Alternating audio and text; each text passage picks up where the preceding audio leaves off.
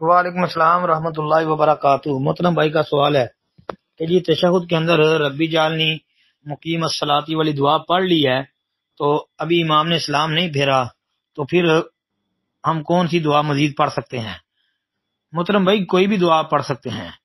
اس بارے میں دو باتیں یاد رکھیں۔ ایک بات تو یہ کہ رسول اللہ صلی اللہ علیہ وآلہ وسلم نے آخری تشہد کے اندر بالخصوص 4 چیزوں سے پناہ مانگنے والی دعا بتائی ہے، جو کہ آپ کو دعاؤں والی کتاب کے اندر عام دعاؤں والی کتابوں میں سے مل جائے گی۔ مثلا حسن المسلم دیکھ لیں، پیارے رسول صلی اللہ علیہ وسلم کی پیاری دعائیں دیکھ لیں۔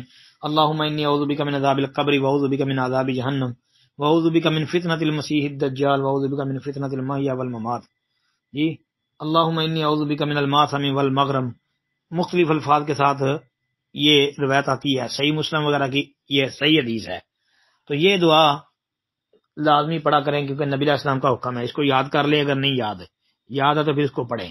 پھر اس کے بعد آپ کوئی بھی دعا جو آپ کو اچھی لگتی ہے قرآن کی یا حدیث کی، آپ وہ پڑھ سکتے ہیں۔ مثلا نبی علیہ الصلوۃ والسلام نے یہ دعا سکھائی ہے، اللہم انی ظلمت نفسی ظلما کثیرا ولا یغفر الذنوب الا انت فاغفر لی مغفرۃ من عندک وارحمنی انک انت الغفور الرحیم۔ اس کے علاوہ بھی کئی دعائیں ہیں، جس طرح کہ ایک صحیح بخاری وغیرہ کی حدیث میں آتا ہے کہ جب بندہ عبدہ و رسولہ کہہ لے تو پھر فلیتخیر من الدعاء ما اعجبہ الیہ فیدعو، پھر اس کو اختیار حاصل ہے کہ جو دعا اسے پسند ہے وہ دعا مانگ سکتا ہے۔ السلام علیکم ورحمۃ اللہ۔